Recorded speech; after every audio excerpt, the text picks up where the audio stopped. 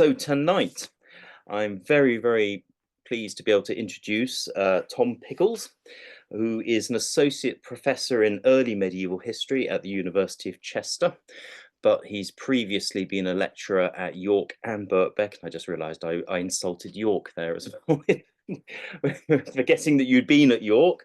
But he's published widely in many aspects of history, particularly the conversion period, helps if I can speak, ecclesiastical landscapes, and even fish weirs. So yeah, quite a polymath in the medieval space.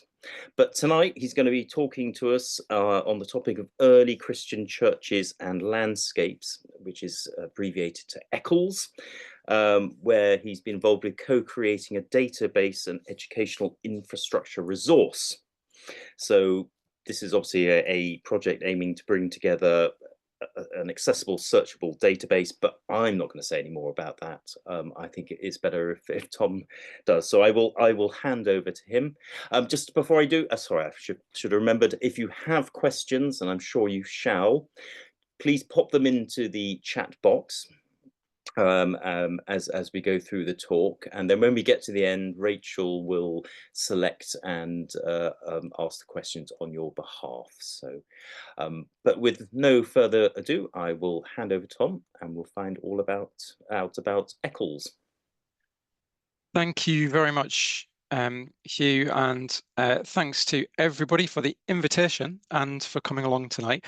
I'm just going to do a screen share, and from memory, this will take a moment or two to appear.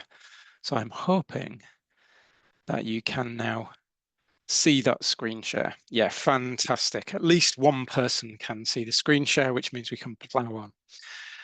So as Hugh has said, I've not come to talk about research as such, but to talk about a research project, which is really about public engagement. And this is early Christian churches and landscapes, or as he said, ECCLES for short. And I want to talk about trying to put this publicly accessible database and web resource together, and in particular the aspects of it where we've been working with teachers and with representatives of the people who curate the evidence for churches to try and think about what they might need from this web resource and what resources we can create for them. To start off, though, you've got a lovely photograph, which I'm going to say absolutely nothing about, other than that it is to be attributed to Thomas O'Carrigan, who's one of the collaborators. None of my photographs look this good, sadly, so you have a photograph from him. Okay, so tonight I'm going to give you a bit of context about the ECCLES project, where it's come from and why it looks the way it does. And then I'm going to introduce you to the way in which we've approached our pilot data through thinking about these non-academic stakeholders, some of the educational resources we've co-created, and some work we were doing last year trying to capture the social value of sites with early medieval churches or with evidence for early medieval churches. So that's the structure of what we're going to do, roughly speaking. What is the context then for this project? Well, the context for this project is another project. Always a good place to start. It's like Russian dolls. This is a pan-European project, which I hope some or all of you will be aware of. This is called Corpus Architecturae Religiosae Europeae, or CARE for short, another acronym. And this was set up as an umbrella project within which national catalogues could be created of the evidence for surviving churches dating from before about the year 1000. So far as I'm aware, there are a number of European projects underway. Those that I'm most familiar with are for France, for Italy, for Spain, and for Croatia, just because those are the people I've been in contact with and that I've heard present. The project, the CARE project, is seeking to produce two types of output. On the left, you can see a more traditional catalogue. Those of you familiar with Taylor & Taylor's Anglo-Saxon architecture, that's the kind of book that you're looking at here, volume 2 of the Italian project. That's a straightforward catalogue of the evidence printed with maps and images. On the right, the project has also established a Wikimedia web resource a database so that while the research is being completed, individual sites can be uploaded to each national catalogue as ongoing before any publications take place. The one on the right is from the French project, and the reason I show you that is it was a collaborator of ours at the University of Burgundy in Dijon who worked with their computer science to create that Wikimedia web resource. And that's been a starting point for us to think about our resource. What the project, the CARE project, has done is to create a template, if you like, of all of the possible information that you might record about an individual site and the physical aspects of the church which existed on that site or still survive in the present day.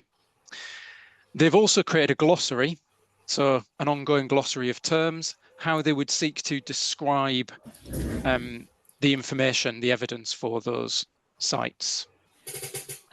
And what you get on the web resource is quite simply a bit like a Wikipedia page, a long hyperlinked list of the information that's being recorded.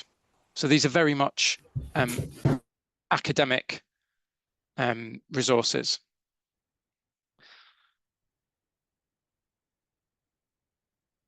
The reason why we've undertaken ECCLES goes back, we're now 2025, so this is 13 years ago, to the University of York, which he was mentioning in the introduction. During that time, I was just completing a 3-year post at the University of York, and Martin Carver was approached by the European project, one among a number of people, I think, to be approached, to see whether it might be viable to set up a project for Britain. And Thomas O'Carrigan had been approached to think about a project for Ireland. Martin didn't want to take that on himself, but thought it was a very good idea. So he asked myself and Sally Foster, who's here, pictured here from the University of Stirling, and Jonathan Woodman here, to get together to talk about the possibility of putting something like this together. Sally and I felt that this was a project that we could move forwards with, so we applied for funding, Sally from the Royal Society of Edinburgh, myself from Chester, from our Faculty of Humanities Research Fund, and we undertook some meetings to try and get some collaborators. And we went to see Nancy Edwards for Wales, Thomas O'Carrigan for Ireland. We went to talk to the team at the University of Burgundy in Dijon, Pascal Chevalier and Arnaud Millereau, who had created the web resource. And Sally travelled out to Barcelona to meet Gisela Ripoll, who is running the Spanish project and who are using that database as well. Having done all of that, we went to the European Archaeology Association conference in Istanbul in 2014 for a session that was organised by the CARE project to share our experiences and ideas and to hear about the other projects. So you can see it's had a long gestation. When we did all this networking to think about the project, we felt that there was a particular research context for Britain and Ireland that was maybe a little bit different from some of the continental projects, and that there were other issues that we wanted to address that weren't being addressed in those continental projects. Again, many of you will be familiar with that research context. So we felt it was important because historians, archaeologists, linguists had already been doing this, that we thought not just about the physical evidence for churches or the standing remains, but actually about all of the evidence that we could muster for the existence of churches in the early Middle Ages. So texts, physical remains, place names. We also felt that that played into a tradition in Britain and Ireland of thinking about churches and ecclesiastical sites within landscapes. So we wanted to approach the project in a slightly more comprehensive way. We also knew that we had some existing resources which were uneven, but that we did not want to replicate in producing this resource. We had, of course, some corpora of buildings. I've already mentioned the 3-volume Anglo-Saxon architecture, and Thomas O'Carrigan himself had been doing this work for Ireland. We weren't keen on trying to produce a new Taylor and Taylor or produce a catalogue in the Kerr style for Ireland. Equally, we were aware that corpora like these wouldn't make sense for the context of Wales and Scotland in terms of the number of surviving standing buildings. However, we also knew that in the corpus of Anglo-Saxon stone sculpture and the corpus of early medieval inscribed stones for Wales, that we have good corpora of sculpture, which were developing and almost complete. But we knew that those didn't exist for Scotland, and Thomas O'Carrigan has recently been undertaking a project to pursue this sort of thing for Ireland. And we knew that we had some really good material from the English Place Name Society and from other projects in Scotland and in Ireland, cataloguing the place name evidence for churches. And the volume, The Church and English Place Names, is there to represent one piece of research, thinking about what those names tell us about the landscape of early medieval churches. So we needed to take all this into account and not replicate it. We thought that the early medieval Christian Sites project from Wales, represented by the volume on the bottom left, The Archaeology of Early Medieval Celtic Churches, provided us with a precedent for the kind of thing we might do. Bring together all the different types of indicators and try to think about the plausibility of the case for a church in particular places, as opposed to saying, here's a set of standing remains. We also knew that this would feed into a research project. We have basic questions that we would like to ask, and there have been attempts to answer them, but we don't have definitive answers. How many types of church existed? What were their defining characteristics? What was the chronology of church building? What regional patterns existed? And crucially, are the regional patterns we see genuine, or are they about the transmission of evidence of different types in those different regions? So we thought we could serve an academic agenda with this resource. Crucially, though, we were very aware that none of the European projects were thinking about anyone beyond the academic world. What about other stakeholders who would be interested in churches? So in order to address both of these things, we applied for an AHRC Research Network grant, which ran from 2016 to 2018. We were particularly interested in finding out about our non-academic stakeholders, though we did hold 2 conferences with academics to think about the status quo on those research questions that we've set out there. Sally, who is much more of an expert in heritage than I am, came up with a really helpful framework for us. She said we could think in terms of 3 types of stakeholders. Strategic stakeholders, those who are involved in the creation of policy and thinking about policy and best practice for the curation of churches and the evidence for those churches. That we could think about educational stakeholders, those who are interested in teaching about those church sites, and that we could think about infrastructural stakeholders, those who have an interest in the on-site or indeed online presentation of the evidence for those churches for the public. As part of this then, we had representatives from all sorts of different bodies, from our national heritage agencies, from our ecclesiastical bodies, through to charities that are involved with looking after churches, through to people who did educational policy and teachers themselves, through to members of local parish communities who were interested in presenting the evidence for their churches. And we thought about their contexts, their needs, what kind of existing policies existed, and what sort of practices people were engaged in. Once we'd done all of that, we had a whole set of requirements for this web resource that we hadn't had before. So I managed to get some money from the University of Chester, from our government research funding, to undertake a design sprint with our informatics centre. What they do is they take 5 days they take the brief, they then interview the various different types of users, in this case, our different types of stakeholders, and think about it from a user perspective. What should the piece of software look like? How should it work? How will it fulfill their needs?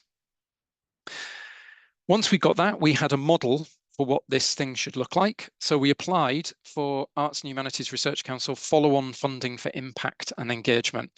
This is a really useful scheme, I hope it continues, where you can apply on the back of an existing grant you've had for unforeseen needs relating to public engagement with non-academic stakeholders. And this was to program the web resource and the database, to create some pilot data to meet the needs of these different people, to co-create some teaching resources with educators, and to engage with those infrastructural stakeholders to think about what meanings they attached to those churches and the evidence for them. So that's what we were doing over 2023 to 4. And what I'm going to talk to you about tonight is some of the outcomes from that, which is still ongoing, as you will see. And really to invite you to have a look at the resource and be involved in the project if you would like to be, that would be wonderful. And certainly give us feedback on where we've got to so far. So I said I'm going to talk to you about pilot data. Then I'm going to talk to you about the educational resources and then about this social value research that we've engaged in. Well, let's begin with our pilot data.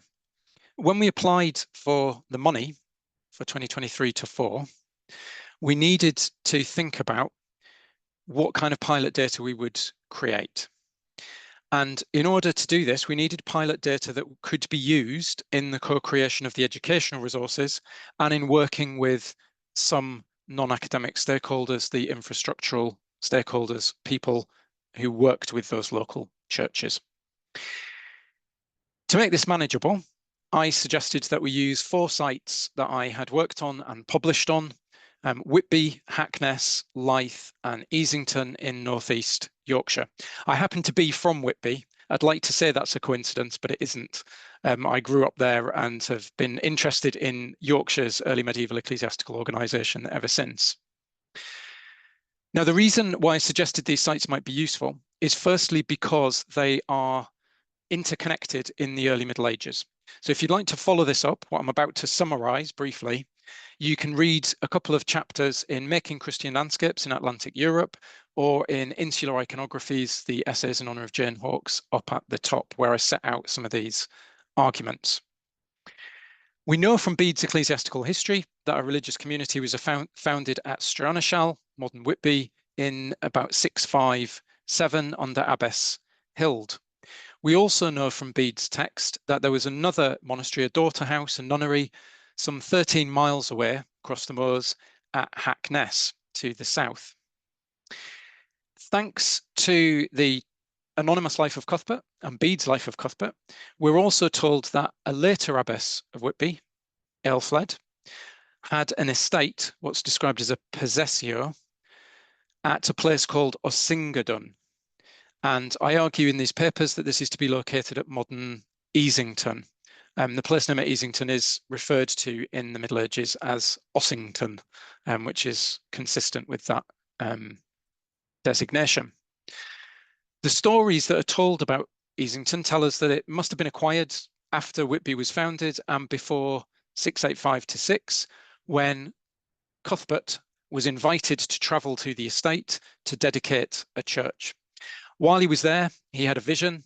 At a feast the night before the dedication, he witnessed through a vision the death of one of the lay brethren of the community falling from a tree. And so the abbess sent off one of the brethren back to what's called the larger monastery, implying that Osingadun is a smaller monastery, in order to find out whether this had happened. And that messenger returned the next day in time for the dedication feast. And that fits with the idea that Easington is within half a day of travel of Stranaschal, of Whitby. When we look at the sculpture, Jane Hawkes has argued that Whitby, which is a real pioneer in the production of sculpture and has a huge volume of it from the early Middle Ages, had a house style. And we can find connections between the sculpture at Whitby and Hackness, but also that house style occurring on a couple of fragments from Lythe and freestanding cross from Easington as well. And this suggests that these are a series of churches, if you like, associated with possessions, landed possessions with small monasteries attached to them of the community. We have, of course, excavations at Whitby too, which have revealed the existence of the early monastery. When we look in Domesday Book, we find a series of neighbouring manors with outlying soaklands. These are manors to which dues and services were owed to the holder of the manor.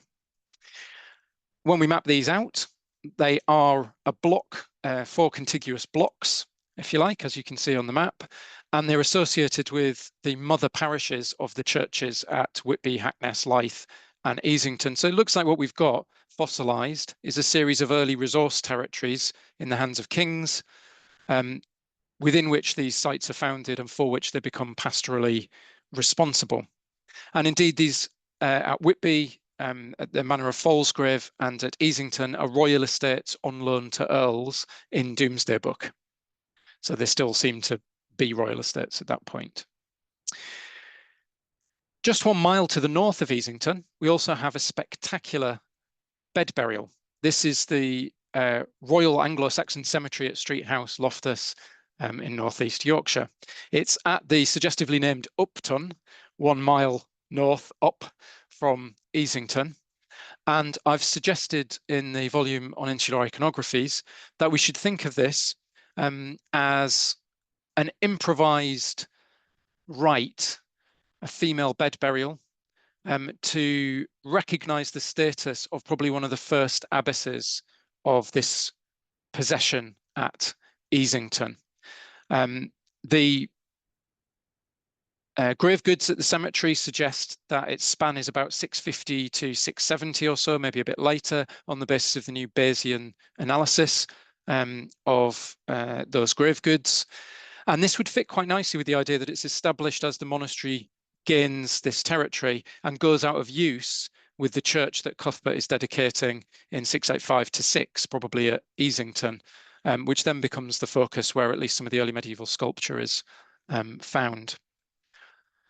So we chose these because they're interlinked, but also because they represent for us all the different types of evidence that we were hoping to incorporate into our pilot data. Text, sculpture, excavated material, Domesday, the parish data, and also onomastics, place names, because we have Prestby by Whitby, the boy in Old Norse of the priests, which is a very interesting surviving place name. We also selected this material because we wanted to work with the non-academic stakeholders. And in this case, we knew it was in the hands of different groups. So English Heritage is responsible for running the Abbey, but the material from the excavations was actually given to the Whitby Literary and Philosophical Society, who look after Whitby Museum on the bottom right. Therefore, a lot of the material is on display in the museum and under the curation of their team, though some of it is on loan back to the Abbey Visitor Centre. And the early medieval stone sculpture, some is in the museum and some is held in the stone store at Helmsley, or indeed at the British Museum, I think, some of that material from the Abbey. In addition to this, we have our other sites, St Mary's Church at Whitby, just by the Abbey, which may have early medieval origins, St Peter's at Hackness, St Oswald's at Lythe, and All Saints at Easington, which are in the hands of the Church of England and the local communities who use those churches. One of them, St Oswald's Lythe, is a really healthy congregation, and they have redisplayed the material from the early Middle Ages in the early 2000s as part of a Heritage Lottery Fund grant. I'll bring you back to that later. So we knew that they were already working with this material. Whereas at Easington and at St Peter's Hackness, sadly, the congregations are getting smaller and smaller, and we knew that those are churches where we needed to see how smaller congregations might interact with those sites and what they might think about them.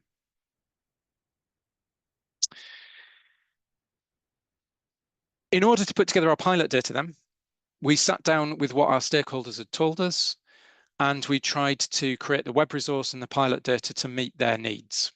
What did we need to do?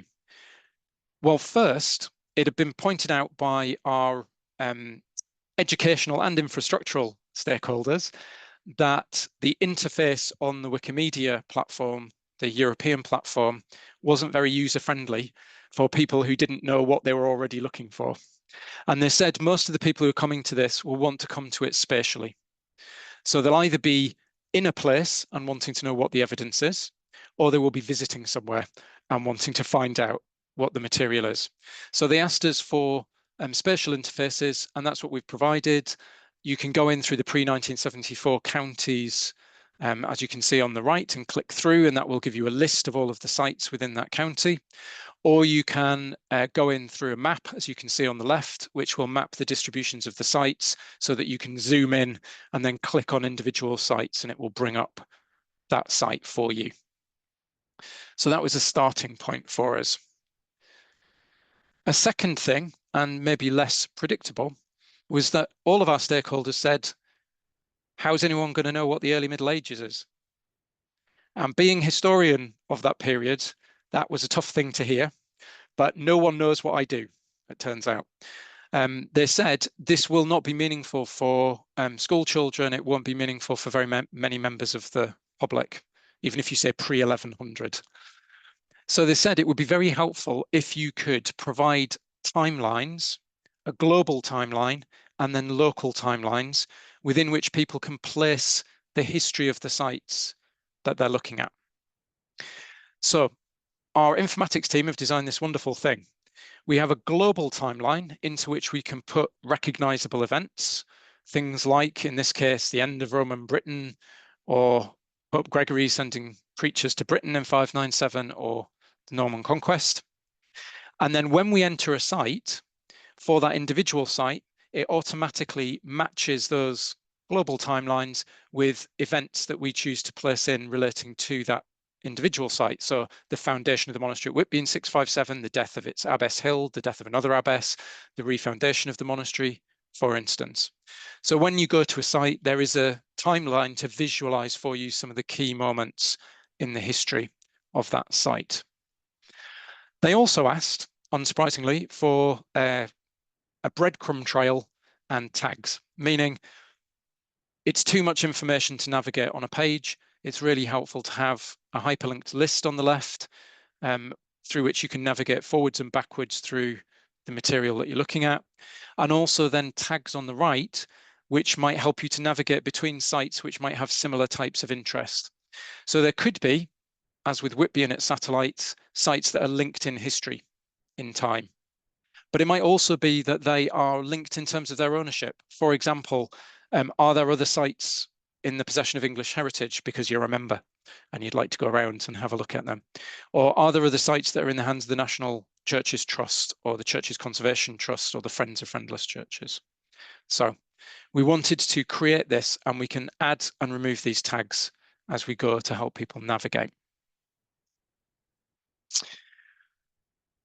Least surprising of all, they said that the material that was being recorded in the catalogues in the continental projects was fantastic, but very unusable for anyone who wasn't an expert. So they said if you want this to be used in schools, or if you want it to be used by members of the public, it needs to be a narrative account of the significance, the history and significance of the site. And they asked us for an accessible one-sentence summary at the top, followed by a one-paragraph overview of the history and significance of the site. Then they asked us to make each of the entries a narrative that people can read through in simple terms to explain what that evidence is and why it might be significant for the history of the site. So we've done that. Please do, I'll show you the link at the end for it. Go and have a look at the 4 pilot sites we've got up at the moment. There will be more coming for Scotland that Sally Foster has created, and for Ireland that Thomas O'Carrigan has created, and see how usable you find these. Feedback on this would be extremely valuable to us.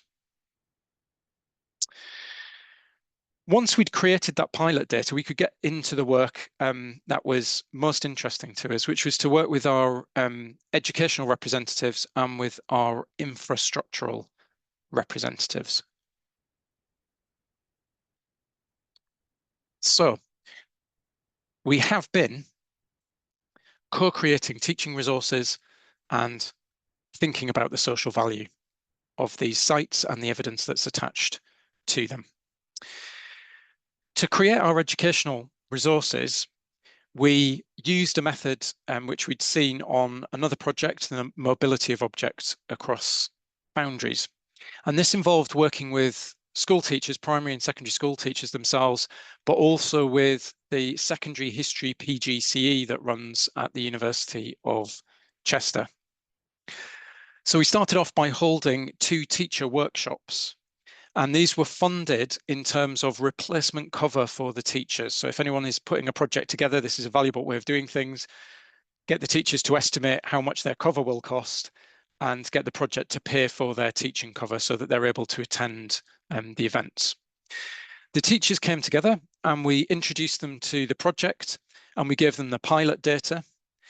And then we also introduced them to other resources that were available, and we'll come back to those, for researching the history of the early Middle Ages in Britain and Ireland. And we asked them simply, where does this fit in the curriculum? How would you use it? What kind of lesson plans would you create? And could you design some of those for us in the time available in the 2 days so that we can go off and create those for you? What you can see here on the bottom right are some of our teachers busily engaged in going through the material and brainstorming and putting together the teaching resources for us. We then went away and spent a few weeks putting together those resources, and we held a workshop with the students who were training to be secondary PGCE teachers. And they sat down with the resources, which is what you can see in the other 2 pictures here, and we presented them to them, and they said, yes, these are usable, but no, they're not usable in the form you've got them. And they told us in no uncertain terms what was wrong with them. And we went away and adapted those and made them more suitable for the classroom. We then took all of that to the Historical Association conference in Birmingham to hold a fringe event for teachers where we presented all of this to create a teacher network for us of people who might be interested in delivering these in schools and trying them out. Some of our teachers and some of the PGC students took them out to their schools and tried them out for us. And indeed, I'm waiting some feedback this year from pilot delivery of some of those resources from some of the teachers who are involved in the workshops. What they told us was firstly that in the English national curriculum, because we were in schools under the English national curriculum, there was a clear curriculum context for the churches that we're interested in. This was primary year 6 and secondary year 7, key stages 2 to 3. This is where the period in which these churches exist was being taught as medieval history. It's also a time in the curriculum where there's a real emphasis on local studies. So the teachers are looking for resources that they can use to teach about the area in which they find themselves. And they also said, however, that at GCSE and A-level in particular, there's a need for independent studies, both as part of the curriculum, so things the students can do for themselves, and as extracurricular activity for high achieving students who want to pursue the subject outside the classroom. So this was what we were aiming at. Key stage 2 and 3, and then possibly independent studies for people to put together. They told us that there were particular curriculum aims. What they wanted was the students to engage in investigation and inference, meaning we don't want you to tell them the answer, we want you to give them the material and ask them to work the answer out for themselves, inferring about the history from that material. They immediately, from the Whitby material, alighted on the Street House burial. They said, this is fantastic. Here is a really engaging, unusual burial, relatively easily datable, but we don't know who it was. We can place it in the context of these early religious sites and we can get them to ask, who do you think this person was? Why do you think they were being buried like this? Why were they important to the people who buried her. So the teaching resources we created look like this. We created a PowerPoint, which teachers can follow slide by slide in the classroom. One PowerPoint for one-off course, and then we have a series of PowerPoints for Year 6 primary, so they can do more than one session on the evidence. What the PowerPoint does is it introduces the burial, telling them that from 2005 to 7, Steve Sherlock dug up burials at Street House, telling them what he found, the person buried in the hut lying on a bed with jewels made from gold and precious stones, the mound of earth that was created, and then asking them, can you find out who this person was? And I should say the plan and the images here, as you can see, are taken from Steve Sherlock's wonderful excavation report. We then gave them some activities to undertake with a teaching pack, so they have off-the-peg resources that they can just deploy in the classroom. The first activity was studying the objects, archaeology as we say in brackets here.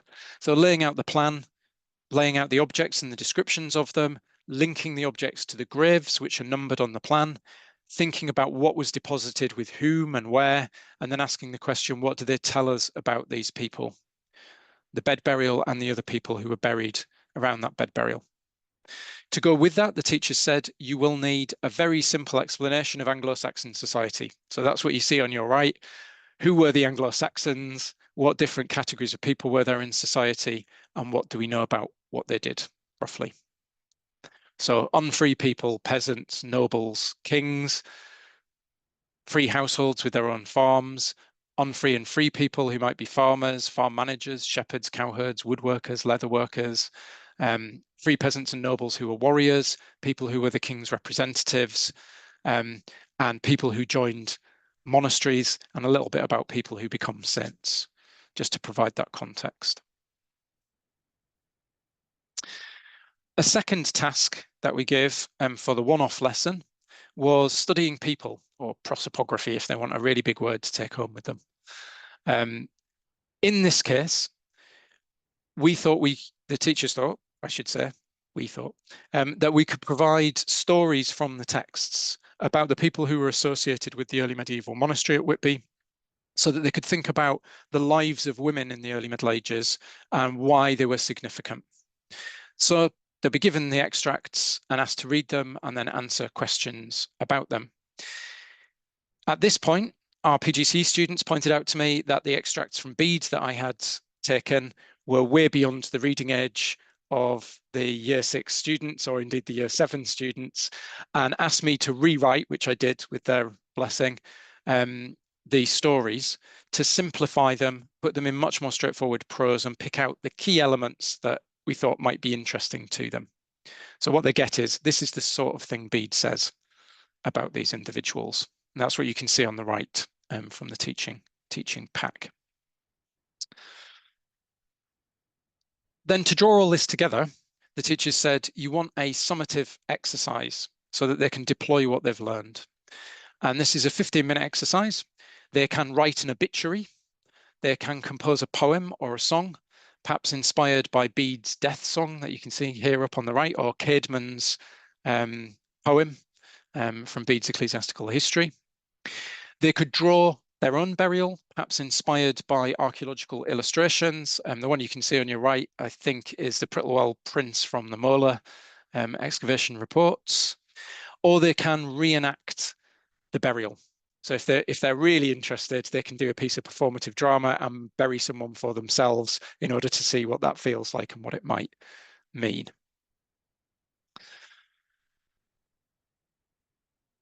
So much for our one-off and indeed course of lessons. That's what they look like using the pilot data. We also said that we could think about independent projects. And here what the teachers have asked us to do is create a scaffolded, a structured project that the students can undertake for any region, wherever they find themselves, using the data that might be in the database, alongside other resources that are available to them, and particularly online resources. And they were struck by the fact that there is the prosopography of Anglo-Saxon England. So if they want to know about the people who lived at the monastery at Whitby, they can find out about them by doing name searches and then looking at all of the personal information about them that is recorded in the PACE database.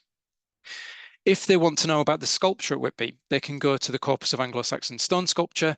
This is their existing online interface, but soon to be replaced, if it hasn't already, by a wonderful interactive one with the Archaeology Data Service. Or indeed, they can go and find out about what the place names reveal about the place where the church was founded, or indeed places around it, on the Key to English Place Names at the University of Nottingham. So for those GCSE A-level independent project resources, that's what we will be doing, scaffolding a project that they can follow through depending on the site that they want to have a look at. The idea behind all of this was not to link everything to Whitby and its surrounding area. Quite the opposite, was to say, are these reproducible for different regions of Britain and Ireland, so that wherever you find yourself, you might not find it for your immediate locality, but within the region, you can find a site where there is evidence for early medieval people that you can research, early medieval texts, sculpture, place names, things that you can bring together, and you can engage in this kind of local study.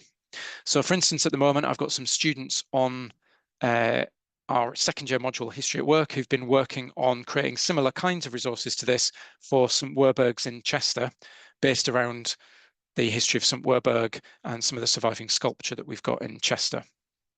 So we think this is replicatable in other contexts. Okay, our fourth and final section is thinking about social value. If we move beyond our educational stakeholders, what about the people who are responsible for looking after these churches and the communities who might engage with them? What do they actually think about these sites? Why are they meaningful to them? We'd thought from the beginning that it's fantastic when we visit churches that they're able to produce maybe once in a generation a pamphlet in the church or an exhibition like the one I'll show you in a moment from Lythe. But these are things which can't be done regularly and redone.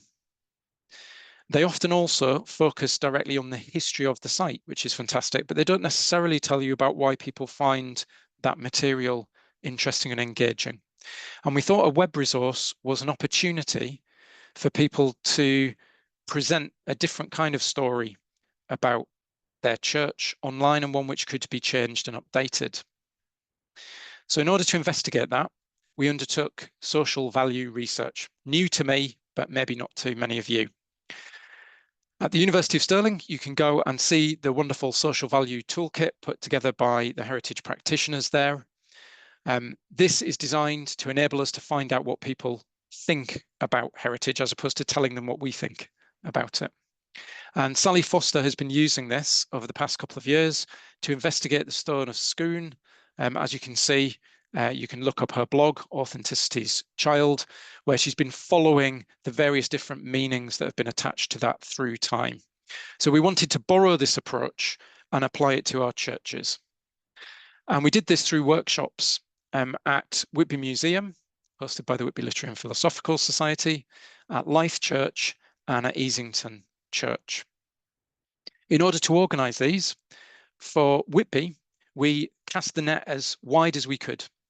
So we went through English Heritage and through the Museum and the Literary and Philosophical Society and through the Civic Society, and I joined every Facebook site associated with Whitby, and there are a lot of them. Even having grown up there, there's a lot. And we posted on all of those in order to try and invite people to come along who might have any or no direct interest in the history of the churches to tell us about what they thought. For Lythe and Easington, we targeted the parish communities themselves, or people who lived in the vicinity of the church. And what we did is we undertook a series of activities. So we collected the basic demographic data. Who are these people? How old are they? What's their background? All those kinds of things, obviously anonymously, but so that we knew how we could correlate that with what they were saying. We prompted them with some questions in collective and group discussion, which then fed back into more general discussion. And these were questions about their relationship to the place, what they thought they knew about the early medieval church, what they thought they knew about their early medieval church. And then we gave them some individual assignments. I've called these, in a slightly over-the-top way, kinesthetic and expressive, meaning we made them move around and we made them express themselves. So for instance, at the museum, we sent people into the museum collection and said, please go and find anything from any period, but which you think speaks to you of the importance of the early medieval church in some way. So it doesn't have to be from an early medieval church, but it needs to tell you something about it. And we got them to come back and write a card, a museum card, expressing that information. And then we got them to share it with each other. And then we undertook some questionnaires at the end. Well, what we found out was fantastic and by far the most engaging stuff about early medieval churches that I've encountered on my visits to them. We were inspired in all of this because we'd invited John, or Johannes Secker, from Leith to our research network. And we'd asked him to tell us how he'd created the wonderful exhibition at the back of his church. And that's what you can see on the right. And we thought he was going to tell us all the mundane things. I applied to the Heritage Lottery Fund. I found someone who's an expert in the early medieval stone sculpture. I sourced a commercial archaeology firm to put together the displays for me, etc. In fact, what we got, which was far more interesting, was a biography of his life and his relationship to the place and why the sculpture had become meaningful to him. We also got the more mundane stuff after that, but we asked him to write it up. And he told us extraordinarily about being born and raised in the Netherlands, about moving, about sailing to Canada, about undertaking a degree where he switched from his degree, his initial degree, to study Old and Middle English, about meeting his wife, about embarking on completely different careers, nothing to do with the early Middle Ages, about his wife visiting Whitby and standing under the 19th century replica of Caedmon's Cross on the headland, phoning him and telling him, I want to die here and be buried. And so they moved to the area.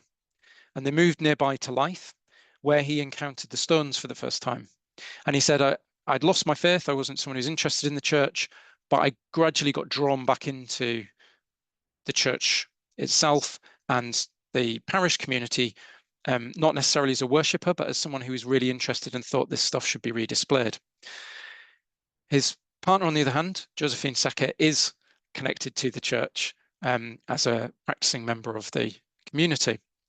And Josephine subsequently shared with us, as a result of our visit to Leith, a wonderful poem telling us that she was interested in the church because of its associations with Bishop Fisher, and gave us a poem that she had composed herself about that connection, which is what you can see on the right.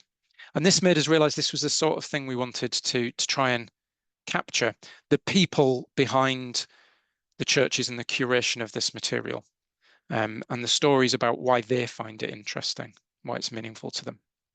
So what did we learn from our pilot research? Well, we're still needing to gather this together and write it up fully, because we've got a lot of material. Crucially, as with John and Josephine, people wanted to tell us about their biographical relationship to place. This is why I'm connected with this place and this particular church. They told us about the relationship between that biography and their personal interests in the church. So we had someone who is a trained geologist who works now for the national parks and who's interested in landscape and is fascinated by the trods, the monastic trods that crisscross the North York Moors, and so wanted to know more about the church, the abbey, and the churches associated with it. We had local historians who wanted to tell us about their desire to get behind the legends and find out about the genuine truth of the history of these sites. We had members of the clergy and indeed members of the community who worshipped at these sites, who wanted to talk to us about the relationship between the history of the site and its meaning as a sacred space, and the connection they have with the biographies of the individuals associated with it, but also the tensions they feel between that and wanting to open up the church to everybody and engage everybody with that as a heritage site. And we had someone who is an old friend of mine, Mark Oddy, who I went to school with, who unexpectedly, very kindly, suddenly volunteered to turn up and came along. And he is an engineer and was interested in the churches as feats of engineering and the sculpture itself in terms of the production of the materials. When we sent them off to find their objects in the museum, they chose all sorts of different things. A rowing boat, modern rowing boat, because it spoke to the role of the river and the coast in communications and the importance of that location for the early churches. We had people choose, a couple of people choose styluses and styli for writing. One, because they thought it was really important to conversion, that literacy was a really important role in conversion. But also another, because the act of writing broke down the time barrier between the 7th century and the present, because it's an activity that they engage in today. And so they had an empathy for the person who'd been holding that stylus and writing these things down in the past. We had one person choose loom weights because they wanted to talk about the Abbey as an economic centre and the flocks that were associated with it and the weavers, and the role of the Abbey as a technological centre and in trade. Someone who picked coins because they were interested in markets and commerce and the social role of the community. And then someone who picked stained glass, not because it was from the monastery, though it was, but because they were interested in the 19th century people and their biographies who'd collected the glass from the ground and brought it into the museum and had it displayed within the museum. So a range of individuals and their 19th century contexts. Most striking of all for me, because he's an old friend, was Mark Oddy talking to me about Leith. He's a member, he grew up in the village at Leith and he lives there now. And he said he's been into the church mainly for rites of passage, births, marriages, and sadly deaths, funerals for members of his family, and also occasionally for services. Despite being in there on regular occasions, was completely oblivious to the huge exhibition of sculpture that was at the back, never paid any attention to it, and was interested that this is what I do for a living now. So he then had a look at the sculpture and we said to him, what does this speak to you of? And he said, well, I'm an engineer, so I'm interested in what's this stone, where it's been quarried from, how's it been brought here, how is it carved? And then he said, I'm also interested in numbers and patterns. And so the patterns that have been inscribed on the sculpture that have been carved into it actually really remind me of a long-term interest in the transmission of these sorts of patterns across time, and in particular in tattooing. And he suddenly took us off on a story globally about the use of some of these patterns in tattoos across the globe and their meaning to different time periods and in different places. So extraordinary, and took us a long way from what I expected. And then he brought us all the way back round and said, actually, you know, above all, these crosses are interesting to me because our badge at school, we were at a school called Caedmon School, which was an 11 to 14 comprehensive school. And we had a badge that was worn within the school, and it was based on one of these early medieval crosses. He said, I'd never realized that. And that badge, he still has it. It's really important to me because of its association with school. So there we are. Okay, after all this material, where are we left and what are our next steps? You can go and visit ECCLES.chester.ac.uk, and please do go and have a look. It's incomplete as yet. We've yet to add the teaching resources because I need to run them by the Kirkleatham Museum and Steve Sherlock and Tees Archaeology so that they can see what we've done and see if that's appropriate.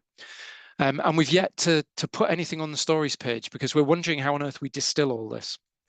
What we'll need to do next is find a way of structuring and funding the completion of the rest of this huge resource.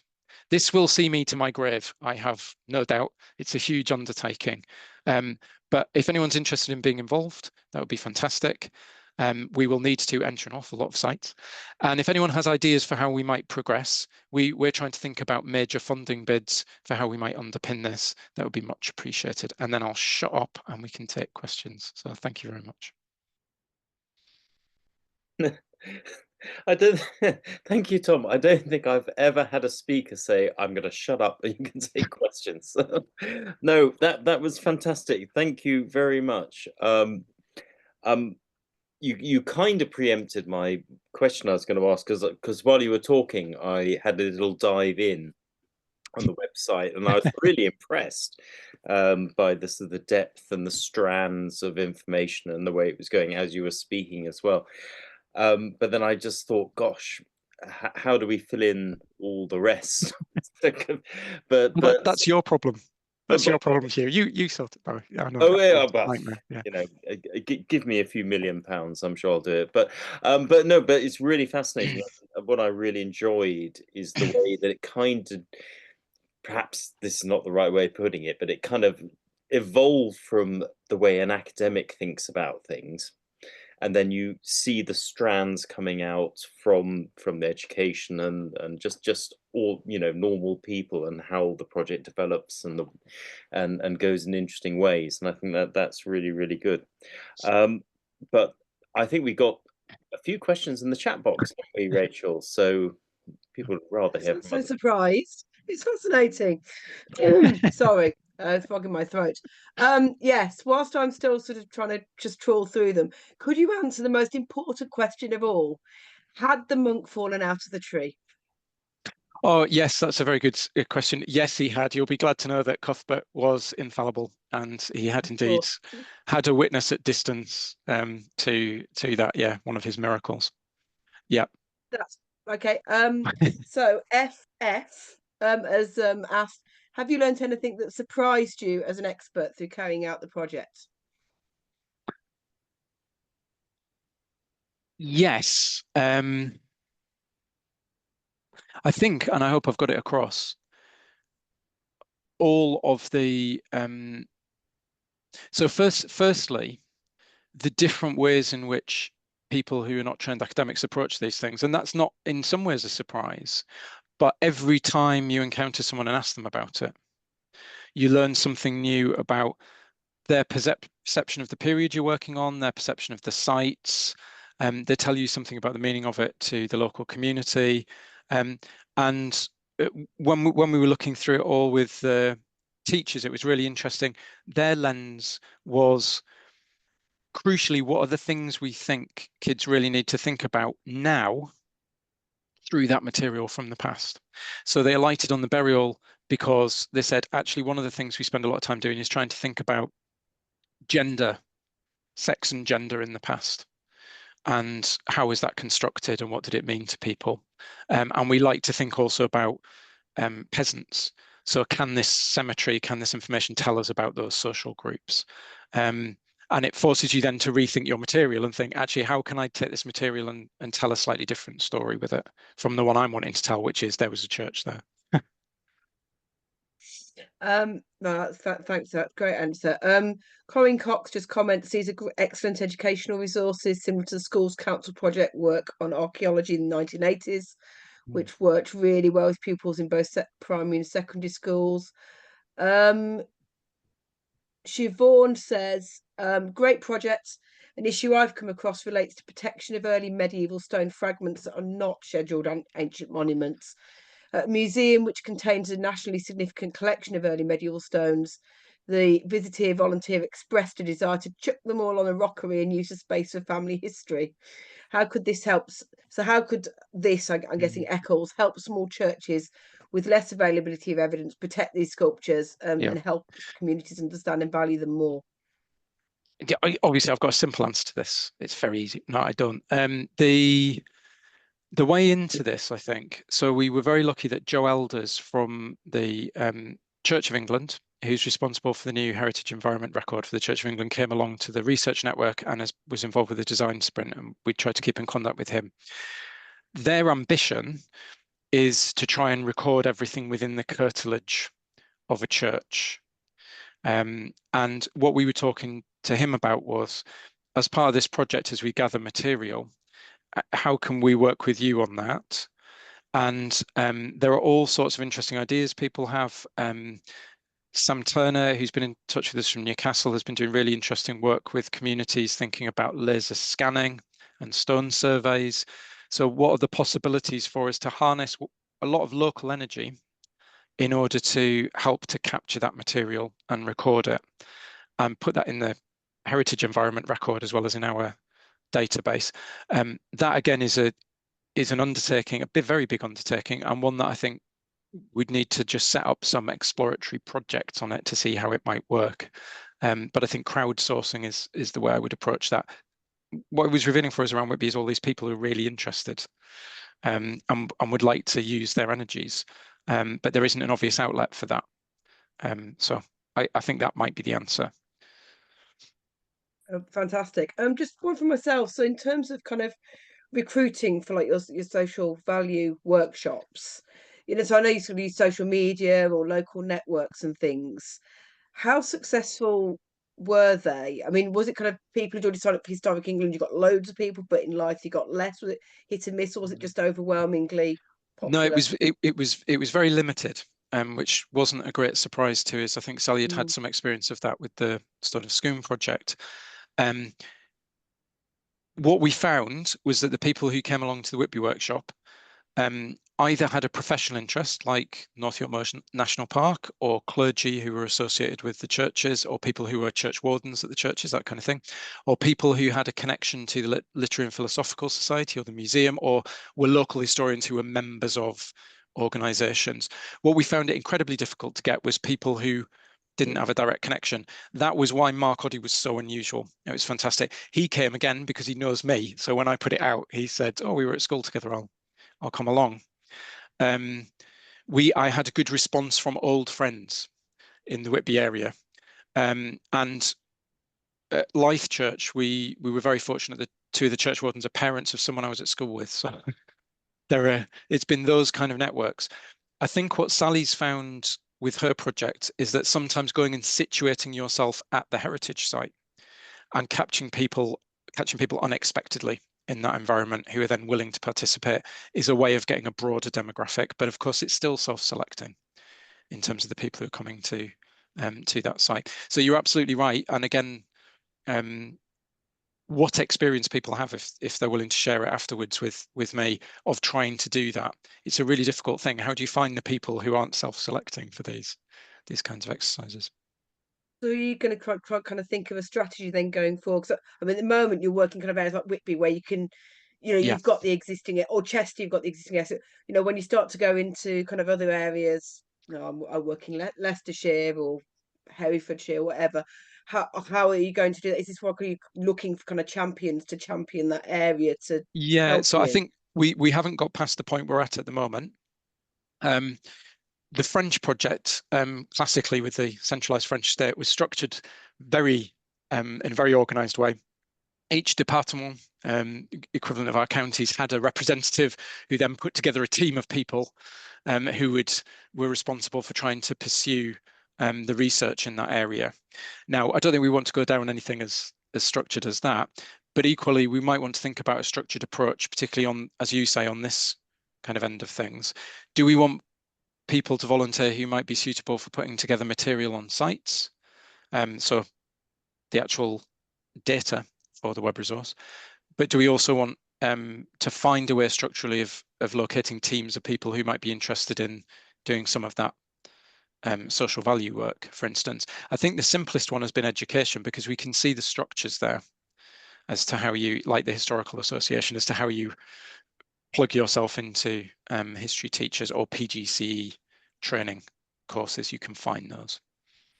So yes, again, any ideas people have would be helpful. I don't think we want to replicate that continental approach in the structure, but trying to collaborate is going to be very important for it. No, that's fantastic. Lots of people saying it's fantastic. Thank you very much. Just one last one from Corinne Cox saying, are you planning to use early sites in North East Scotland, especially New Aberdour and also Deer Abbey? All sites, yes. So I need to check which ones. So Sally has sent me through similar to my experience of trying to choose my 4 sites. Sally tried to choose a range of sites in Scotland, which had very different kind of corpora of evidence associated with them, to try and think about this. So if you took a Port Mahomet, where you've got really good excavated materials and a published excavation report, what does an entry for that look like? What happens when you take a site where you don't have that kind of material? How does an entry for that look? So I will get those up, but yes, absolutely. We're trying to enter everywhere where there is evidence that there was something. Brilliant. Just 2 quick ones, go. I'm aware that we've run slightly over, and people okay. have got other things to do, like the Eurovision semi-final and other things. So Victoria says, can you send her your email, as she has some information about an early medieval chapel which may be of interest. But actually, if you want to give your email out, then anyone who's got questions to ask could contact you. That'd be amazing. Yeah, I'll just pop that in the chat. That's amazing. Thank you very much. And Rebecca, I'm really sorry, I'm going to mangle your surname. Suadike says, are you aware of any research mapping cataloguing of church heritage sites in the US? Oh, simple answer to that is no, but I'd love to hear about it if people have been engaged in it. Yeah. No, I'm not. Sorry, that's Thank you very much. total That's been a ignorance. fascinating talk. It's been brilliant. Thank you. Well, thank you so much, Tom. We've also had lots of comments saying how fascinating the talk was, and I would definitely second all that. So that's been really, really interesting, and it's got me thinking in various ways too. But as Rachel said, I'm afraid we're coming to the end. I will just, before we all connect off, I will just remind you that the next talk is on the 8th of July, and it's Louise Hampson, and she's going to be a very intriguing title, which I'm not quite sure, but sounds like it could be really quite interesting, which is Buried Treasure, telling the hidden stories of the past to today's audiences. So actually, in some ways, I can see a lot of synergies with what we've just heard. But before we end, I would just like to thank our speaker, Tom Pickles, again, for really interesting and, hopefully a talk that can really engage members if they want to get involved. And thank you all for, joining us. And I hope to see you in a couple of months' time soon. So I'll bid you good night.